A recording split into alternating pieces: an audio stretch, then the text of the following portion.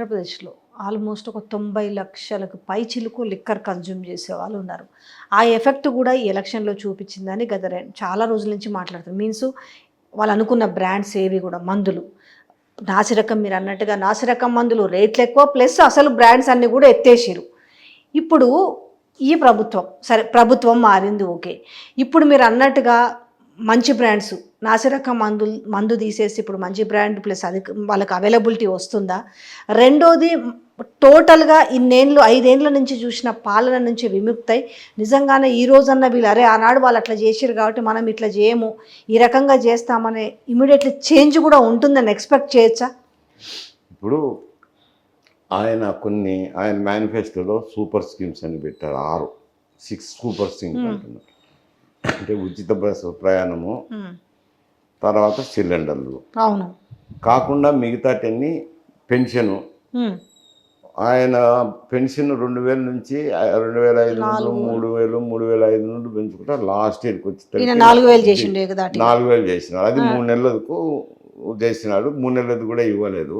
ఆ 3 నెలలది కలిపి కూడా నేను ఇస్తాను, 7000 ఇస్తానని చెప్పి పెన్షన్ పథకం చెప్పినారు. 4000 అయితే పెన్షన్ కంటిన్యూ చేస్తానన్నారు. తర్వాత రైతులకు 7000 ఇస్తాను అనేది 15000 ఇస్తాను అంటున్నాడు. 15000 20. తర్వాత చదువుకునే వారికి ఇంట్లో ఒకరికైనా లిమిట్ చేసినారు. ఈయన ఎంతమందికైనా ఇస్తానని హామీలు ఇచ్చినారు. హామీలు ఇచ్చిన తర్వాత హామీలు నెరవేర్చకపోతే మాత్రం ఆయన మెగా డిఎస్సి మొదటి సంతకం, అది మెగా డిఎస్సి ఇవ్వాలట 4000. మీరు అన్నట్టుగా అది ఏడాదికి 3 గ్యాస్ సిలిండర్లు, మహిళలకు ఆర్టీసీ, దివ్యాంగులకు 6000 రూపాయలు, బీసీలకు 50 ఏళ్ళకే 4000 పింఛన్లు, 18 ఏళ్ళు నిండిన ప్రతి మహిళకు 1500 రూపాయలు, యువతకు ఏటా 4 లక్షల చొప్పున 5 ఏళ్లలో 20 లక్షల ఉద్యోగాలు సాధ్యం అవుతాయి. ప్రాక్టికల్గా ఏటా 4 లక్షలు, 5 ఏళ్లలో 20 లక్షల ఉద్యోగాలు, నిరుద్యోగ యువతకు నెలకు 3000 చొప్పున అభివృద్ధి, చదువుకుంటున్న పిల్లలకు మీరు అన్నట్టుగా ఒక్కొక్కరికి ఎంతమంది ఉంటే అంతమందికి 15000 రూపాయలు.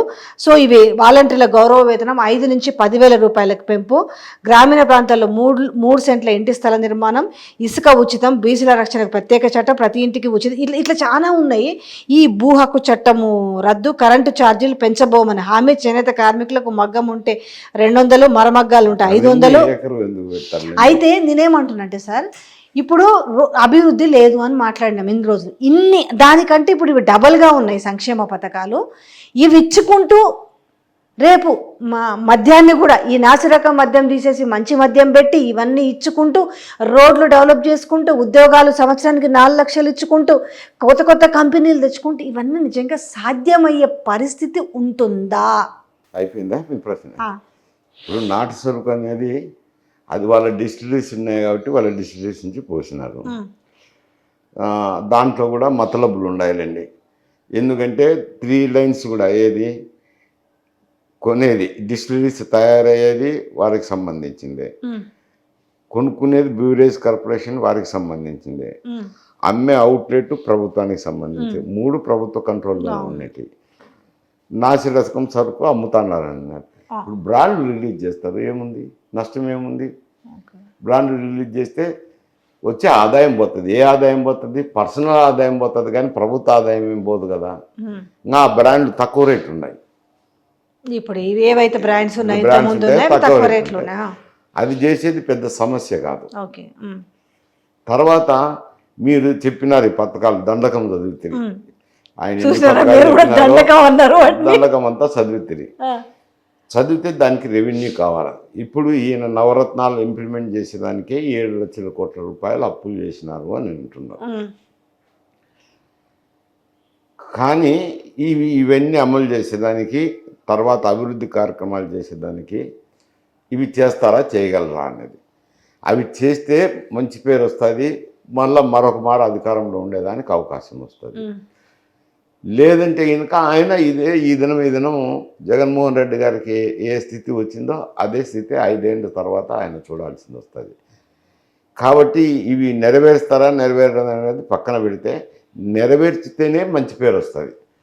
నెరవేర్చగలరా అనే ప్రశ్నకు సమాధానం, దానికి ఆదాయ వనరులను సృష్టించుకోవాలా. ఒకటి ఖర్చులు తగ్గించుకోవాలా, ఆదాయాన్ని పెంచుకోవాలా. మూడోది కేంద్ర ప్రభుత్వం నుంచి ఇక్కడ ఈ సమస్య వస్తుంది, మీరు అడిగిన సమస్య. కేంద్ర ప్రభుత్వంలో ఆయన ప్రధానమంత్రిని మారుస్తారా, ఈయన్ని మారుస్తారా, ఆయన్ని మారుస్తారా అని మీరు అడిగారు. ఇప్పుడు టాప్ ప్రియారిటీ ఏమిట్రా అంటే ఇవి కార్యక్రమాలు నెరవేర్చుకుంటేనే ఆయనకు మంచి పేరు వస్తుంది. కాబట్టి ఈ కార్యక్రమాలు నెరవేర్చుకోవాలంటే అక్కడ ఎన్డీఏ సహకారం, కేంద్ర ప్రభుత్వ సహకారం ఉండాలి. ఇవన్నీ పన్నుల వల్ల వచ్చే రెవెన్యూ అయితే అది దాన్ని ఏం చేయలేదు. ఎందుకంటే గాడ్గిల్ ఫార్ములా ప్రకారము పన్నులలో నుంచి వచ్చిన ఆదాయంలో 40% తీసి అన్ని రాష్ట్రాలకు గాడ్గిల్ ఫార్ములా ప్రకారం పంచుతారు. కాబట్టి అందులో కేంద్ర ప్రభుత్వం చేయగలిగింది ఏమీ లేదు, ఫైనాన్స్ కమిషనే పనిచేస్తుంది. మిగతాటి స్కీములు ఉంటాయి, స్కీములు, గ్రాంట్స్. ఈ స్కీములు, గ్రాంట్స్లో ఎక్కువ నిధులు సేకరించుకోవాల్సింది ఉంటుంది. వాళ్ళకు అనుకూలమైన ప్రభుత్వం అయినప్పుడు ఎక్కువ ఇస్తుంటారు కేంద్ర ప్రభుత్వం, ఆ రాష్ట్రాలకు ఎక్కువ ఇస్తుంటారు. అటువంటి నిధులు సేకరించుకోవడము, ఆదాయ వనరులు పెంచుకోవడము, తర్వాత ఈ పన్నులను సక్రమంగా వసూలు చేయడం, అరికట్టుకోవడము, ఇటువంటివన్నీ చేసి అవి నెరవేరితేనే మంచి పేరు ఉంటుంది, లేకుంటే చెడ్డ పేరు వస్తుంది. కానీ చేస్తారా చేయరా అంటే ఇవన్నీ చేయాలి. ఇవన్నీ చేసి ఆర్థిక వనరులు సమకూర్చుకోవాల్సింది ఉంటుంది. ఇప్పుడు ఇంకా మనకు ఒక ఊతపదం అనేలాగా అయిపోయింది. ఏంటివి? ప్రత్యేక హోదా అంటే దాన్ని కరెక్ట్గా రాజకీయాల కోసం వాడుతారు. ప్రత్యేక హోదా కావచ్చు, విభజన చట్టంలోని హామీలు కావచ్చు, ఇప్పుడు మళ్ళీ తీసుకెళ్ళి ఇప్పుడు అమరావతిలోనే రాజధాని, మీరు ప్రత్యేక రాయలసీమ కోసం ఇలాంటి వాళ్ళు ఇంకా కొట్లాడుతున్నారు, మాకు ఏదో ఒకటి వేయండి రా బాబు, మా బతుకు మేము బతుకుతాం మా రాష్ట్రం అన్నట్టుగా. ఇప్పుడు ప్రత్యేక హోదాకు మొన్న వాళ్ళే ఉన్నారు ఎన్డీఏ, ఇప్పుడు వీళ్ళే వస్తున్నారు కదా. ఆయన బాగానే ఉన్నాడు ఎన్డీఏతో, జగన్మోహన్ రెడ్డి. ఇప్పుడు ఈయన ఆల్రెడీ అంటే ఈయన అలయన్స్లో ఉన్నాడు. ఇప్పుడు ప్రత్యేక హోదా పాసిబిలిటీ ఉంటుందా? అడిగి వీళ్ళు ఎందుకంటే మంచి సంఖ్య ఉంది ఎంపీలు, అడిగి ఇప్పుడు నెరవేర్చుకునే ఉందా? ఇప్పుడు మీలాంటి వాళ్ళు, మీరు ఆల్రెడీ ప్రత్యేక రాష్ట్రం కోసం మీరు ఇది చేస్తారు, లేదంటే మీకు కావాల్సిన వనరుల కోసం మీరు అడుగుతున్నారు.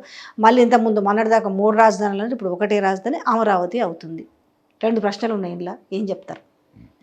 2 సపరేట్ ప్రశ్నలు. సపరేట్. ఫస్ట్ అయితే ఇది ఈ ప్రత్యేక హోదా అడుగుతున్నారు కదా. ప్రత్యేక హోదా ఇచ్చినప్పుడు నేను రాజ్యసభ మెంబర్ ఏం పొద్దుపోక అడుగుతున్నారా అని నేను కొలీగ్స్ను. అది వచ్చేదా చచ్చేదా?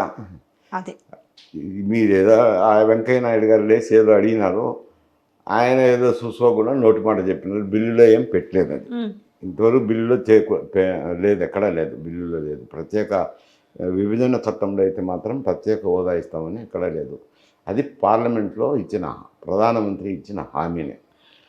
అవి ఇప్పుడు ఇంప్లిమెంట్ చేయాలంటే అయ్యే పని కూడా కాదు. ఎందుకంటే ప్రత్యేక హోదా ఉన్న రాష్ట్రాలు బార్డర్ స్టేట్లు, అంటే ఇతర దేశాలకు సరిహద్దుల్లో ఉన్న చిన్న చిన్న రాష్ట్రాలు. అవి చాలా చిన్న రాష్ట్రాలండి. ఆ చిన్న రాష్ట్రాల్లో వాళ్ళ ఆదాయం వాళ్ళకున్న 100 కోట్లు అంటే ఒక 150 కోట్లు ఇస్తే వాళ్ళకు బ్రహ్మాండం. అందువల్ల అటువంటి రాష్ట్రాలకు ఇస్తున్నారు. అవి కూడా అయిపోయిన రాష్ట్రాలకు తీసేస్తూ వస్తున్నారు ఒకటొకటే. దాదాపు అన్ని రాష్ట్రాలు కూడా అయిపోవచ్చినాయి. ఇంకా మళ్ళీ పునరుద్ధరించే ప్రశ్న లేదు, కొత్త రాష్ట్రాలకు ఇవ్వటం లేదు. కాబట్టి అది అయిపోయిన అంశం. దాని గురించి ఈయన పోయి అడిగినా ఆడ ఇచ్చేవాళ్ళు లేరు. ఈయన అడిగి అది ఒకటి ఏదో దాన్ని మళ్ళీ లేవనెత్తి తలకు బుద్ధ పూసుకోవడం అంటారు దాన్ని. స్పెషల్ కేటగిరీ స్టేటస్ ఇవ్వాలని పోయి కండిషన్ పెట్టి అడిగినాడనుకో, నెత్తి మీద బురద జల్లుకోవడం తప్పని అంతకు మించి ఏం జరగదు. దాని కథ సమసిపోయింది, అయిపోయిన అంశం అది. ఓకే. ఇప్పుడు రాజధాని మళ్ళీ అమరావతి, అది ఎట్లయినా తగాదానే. ఇప్పుడు ఆయన రాజధాని పెట్టేటప్పుడే, చంద్రబాబు నాయుడు అధికారంలో ఉన్నప్పుడు రాజధాని పెట్టేటప్పుడు శివరామకృష్ణ కమిటీ రిపోర్టును, సిఫారసులను ఆయన కొంచెం విలువనివ్వాల్సిందే. విలువనీయకుండా పక్కన పెట్టేసినారు. పక్కన పెట్టేసి ఒంటెత్తు పోకడలో అక్కడ అమరావతిని ప్రకటించినారు. ప్రకటించినప్పుడే మేమంతా నిరసన ప్రకటించినాం. అది కాదని నగ్న సత్యం. అది మాకు కూడా సమానం ఇవ్వాలి కదా. ఎందుకంటే ఒకప్పుడు ఆంధ్ర రాష్ట్రం ఏర్పడినప్పుడు రాజధాని కర్నూలు ఉన్నది. కర్నూలు ఉన్నప్పుడు కర్నూలు సమైక్య రాష్ట్రం ఏర్పడినప్పుడు కర్నూలు రాజధాని త్యాగం చేసి హైదరాబాద్కు తీసుకొచ్చినారు. మళ్ళీ అదే రాష్ట్రం విడిపోయినప్పుడు రాయలసీమను ప్రాధాన్యతను గుర్తించుకోవాలి కదా. గుర్తించుకొని ఒకవేళ అమరావతిలో రాజధాని పెడతానన్నా కానీ కొన్ని అంశాలను అక్కడ పెట్టిండాల్సింది. పెట్టకుండా ఒకటే చోట పెట్టుకుంటే ఆయన చెప్పింది ఏమిటి, ఎక్కడ వేకెంట్ ల్యాండ్ ఉంటే అక్కడ పెట్టమని. ఎక్కడ వేకెంట్ ల్యాండ్ ఉంది, దొనకొండలో ఉంది. దొనకొండ ఏమి అమరావతికి దొనకొండకు ఏమన్నా వేల కిలోమీటర్ల దూరం ఉందా? ఒక 50 కిలోమీటర్లు, ఏది ఉత్తరాంధ్ర వారికి ఒక 50 కిలోమీటర్ల దూరం అయితే అవుతుంది. కృష్ణా గుంటూరు వాళ్ళకు పక్కనే కదా ఉండేది, ప్రకాశం జిల్లాలోనే ఉండేది అది. తర్వాత నెల్లూరులోకి అదే పెడతలేరు, మళ్ళీ రాజధాని అమరావతి పెట్టిండాల్సింది. పెట్టకుండా ఒంటెత్తిపోకల్లో ఏదో ప్రాంతీయ అభిమానం అనుకో, భూములు అనుకో, ఇంకోటి అనుకోండి, ఏదన్నా అనుకోండి, అడవి తీసిపోయి పెట్టేప్పుడు దాని మీద నిరసన అయితే వచ్చింది కదా. మళ్ళీ అట్నే అనుకుంటే మళ్ళీ అదే నిరసన ఉంటుంది, తప్పకుండా ఉండదు. అంటే ఇప్పుడు మీలాంటి వాళ్ళు స్వాగతిస్తలేరా? ఎవరు అమరావతిలో పెట్టేదానికి స్వాగతిస్తానా? నా జన్మలో నేను చెప్పను. నేను వేకెంట్ ల్యాండ్ ఉంటే ఎక్కడైనా పెట్టండి, అందరికి అనుకూలమైన ప్రాంతంలో పెట్టండి అని మళ్ళీ మొదటి నుంచి చెప్తాను. ఇప్పుడు అదే చెప్తున్నాను నేను. అది ఆయన ఆలోచన చేసుకోవాల్సిన విషయం. పెట్టేది పెద్ద విశేషం కాదు, కానీ రాజధాని, రాష్ట్రానికి రాజధాని అని ఉండాల్సిందే. రాజధాని అందరికీ అమికబుల్గా ఉన్న చోట పెట్టుకోవడం మంచిది, ఉత్తమము.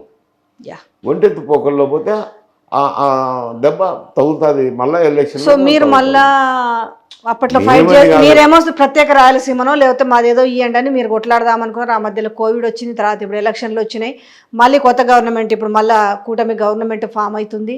ఈ నేపథ్యంలో మీ దానికోసం మళ్ళీ మీరు ఫైట్. ఇప్పుడు రాయలసీమకు అన్యాయం జరుగుతుంది అని అంటే తప్పకుండా మాట్లాడతాము అంటాం. ఇంకేముంది, అమరావతిని అమరావతిలో పెడితే అమరావతి అంటేనే కాదు, ఏమొస్తుందో రానిలేండి, చూద్దాం.